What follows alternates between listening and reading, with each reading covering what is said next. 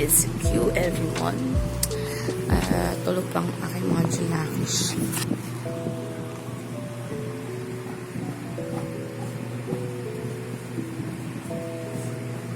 Malaking tulong sa amin yung people. Hembing ang tulog pa sa susunod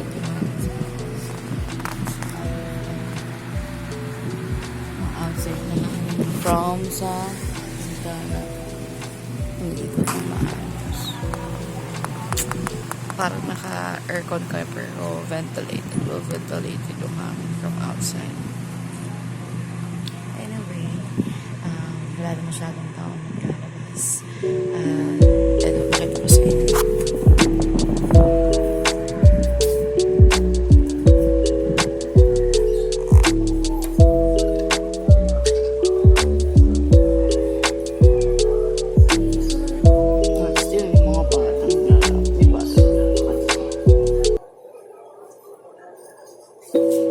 So, hindi mo na kami nag-open ng store and I don't know if we will later.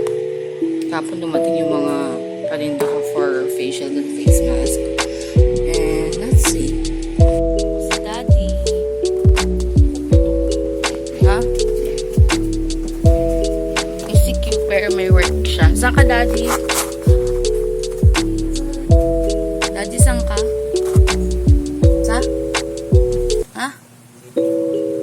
CTO. Walang barat. CTO. Ako sa cellphone na. Susuot na ako ng mask. Pag alis ni AJ, siyang alis ko rin para magasikaso ng almusal. Dahil asikasuhin ko yung dalawang bagets na natulog sa taas. Tapos bibigyan ko rin yung papa ko na yan. Nakahiga dyan.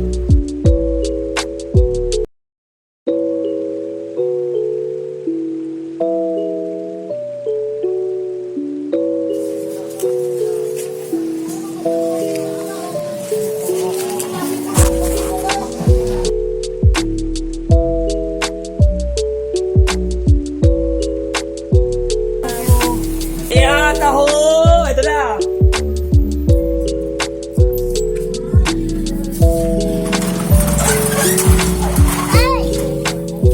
Kailangan ko magpa-araw para sa kalusugan ko at ni baby.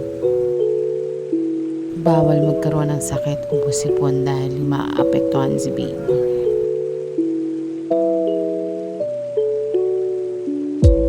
Sa result, ang date of birth na anak namin is pwedeng December 8 or 10 anniversary. This time around, nagkasakit si Yeshua. Hindi na ako makapag-vlog ng maayos.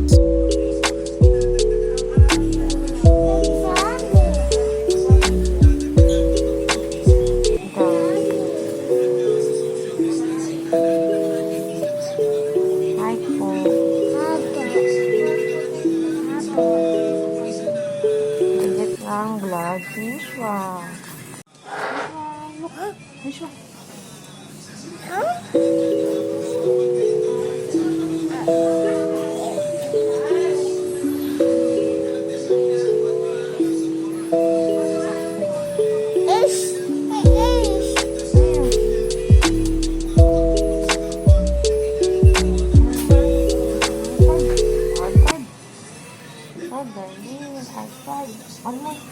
Ang mga panahon na to, sobrang nababothered ako kasi nagtatais si Yeshua ng dugo. Hello, gorgeous. It's 5 p.m. We're going sa MOA.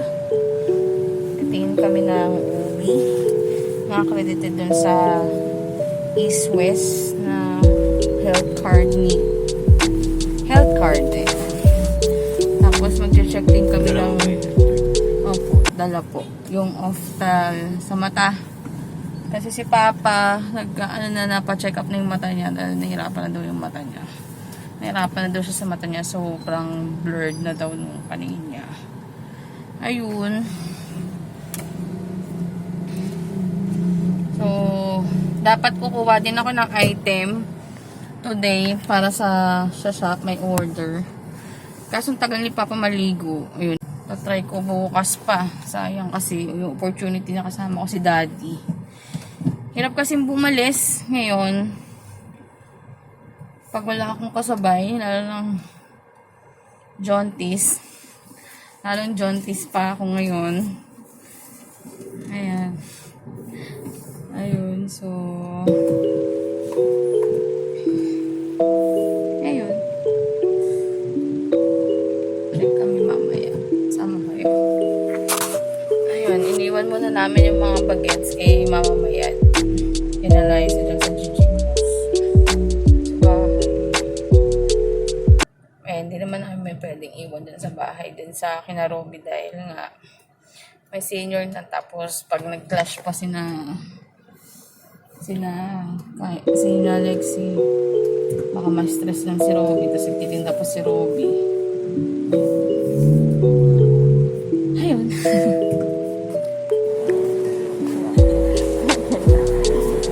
Nagmahal, tapos umunting servings, yan yung favorite namin. Irish potatoes. Jalapeno. Wala regular lang. Ayun. Nacho Grande. Ayun, Nacho Grande, no? May jalapeno. Meron yan? Ayun, no? Sa picture, may jalapeno. Labo eh.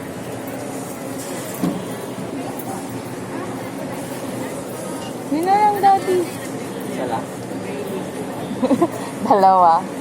Dalawa na. Ayun. O, sige. Baka magutom ako eh. Dalawa muna. O kaya magkaiba. O, sige. Isang flash of summer o isang Nacho Grande. Flash of summer na lang available. Ano? Pero meron kayong hot sauce dyan. May mga for spicy. Yun lang talaga. Sige, flash of summer na lang isa. Nakakalungkot naman. Dati kasi dito, ano yung binibili natin lagi, daddy? Basta may variant sila na... Oh, yun, Irish Thunder.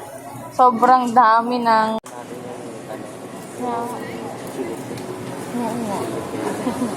Oo nga, no? Kasi binibili namin dito Irish Thunder, tapos punong-puno ng jalapeno, tapos may hot sauce pa.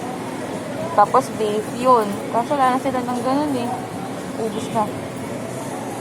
Or, hindi na, no? Wala na nung ganun, no? Yan na lang talaga. Kay Zoe, kay Yeshua, nagbuntis ako. Talaga bumibili kami dito. Ngayon, buntis ulit ako. Bibili ulit kami dito.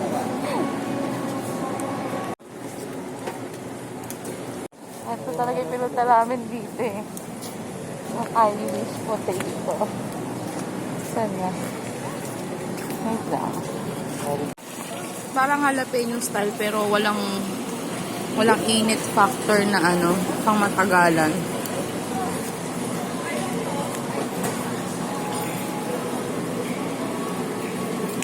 Sayang walang meat.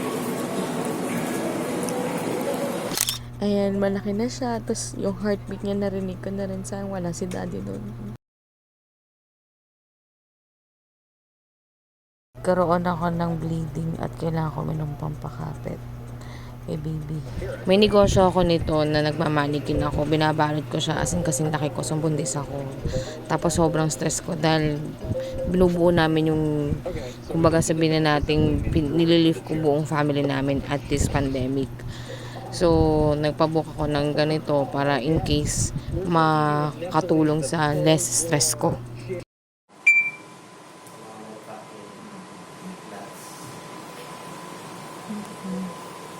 Ano po yung mga nabili ko dito po? Yung honey kinuha ko lang. Sa first time niyo po magpa-patient? Hindi, second na to. Second po. Nag-ano ko dun sa Ortigas. Pero ibang Dito ma, first time niya? dito sa Organic, tama na? Apo. Eh siya, first time talaga. Nagagaling mo kayo.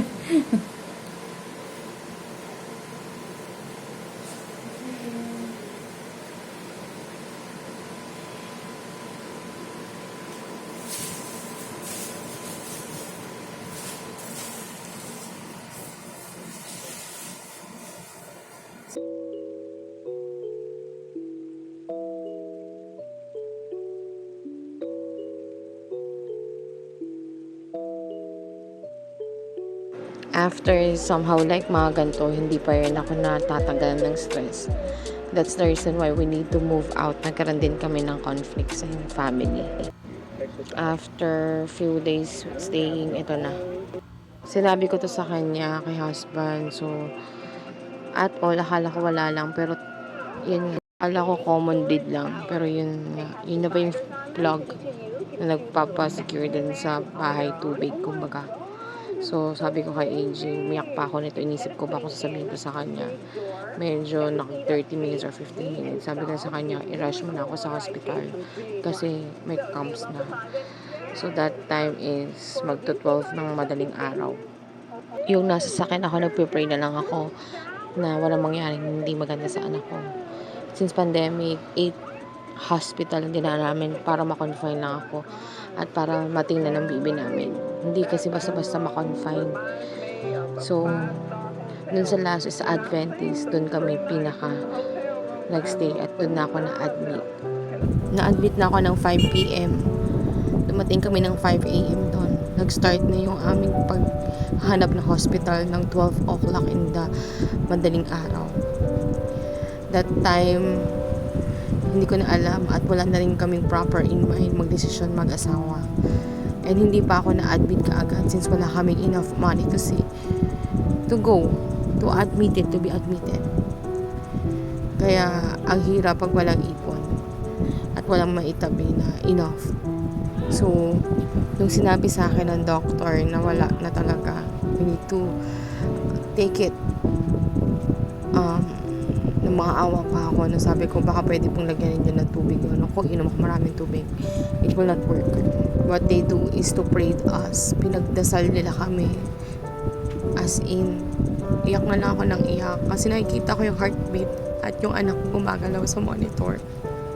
Lumalaban siya at pinoprotektahan niya ako kasi binlock niya yung pathway na pwede pumasok sa puwerta ko ng mga dumi. So, sinabi ko na lang sa doctor, gusto ko na pong matapos yung paghihirap na anak ko. Pero kasi 5 p.m. na kami na-admit. So, wala naman din talaga kaming magagawa. I pray na lang na yung anak ko is maintindihan niya na gusto ni mami na ayaw niya nang mahirapan siya. Very, very hard for me. Kaya ngayon pa lang ako magpo-post. Wala na ako mapascal na video dito at pictures kasi hindi namin na vlogging journey. Kasi hindi ko rin naman din alam kung anong gagawin ko at hindi ko rin din alam kung ano pang dapat kong isipin.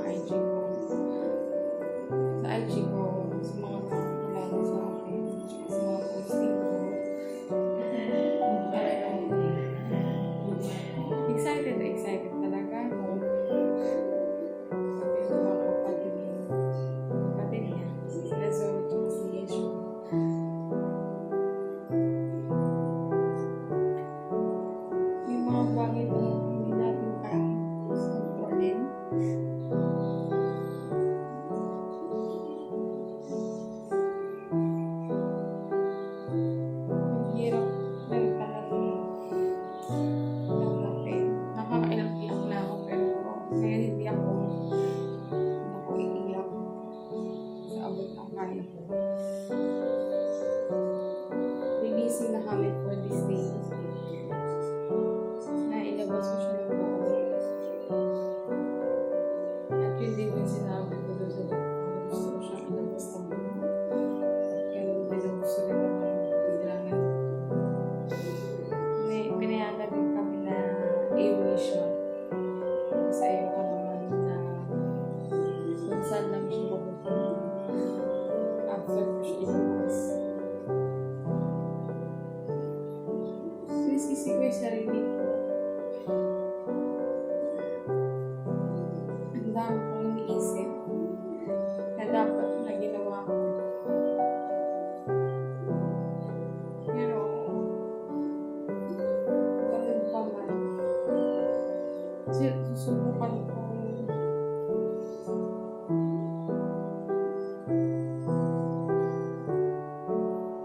Susubukan ko. Pagpapay. Susubukan ko. Siyempre, pagpapay para sa mga akin. Ganyan. May dahilan ko na bagay. Ito yung isip ko. Tsaka, maayos namin siyang mailalaga.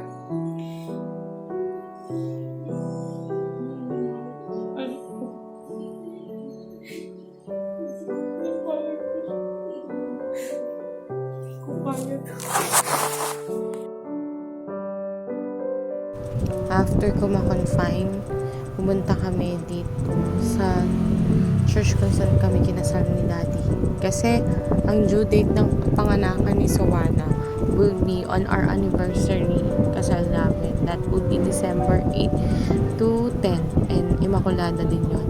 So very blessed para sa amin yung araw na yun. That day is a very glorious day.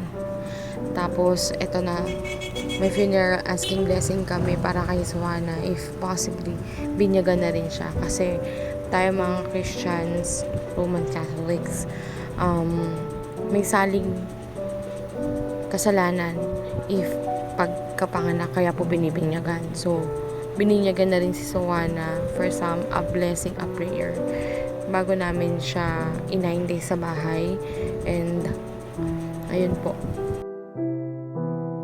The hardest part kasi talaga is nung pagdating namin sa bahay, ang tanong at bungad sa akin ng anak namin na si Zoe is, where is my baby? Where is our baby? And then, ang binigay ko sa kanya is ang baby namin na si Sowana nasa jar. Then, nagtatanong siya why she's not moving, why she's not looking at me. And sobrang mahirap for us. Sobrang sakit. At hindi ko ma-explain.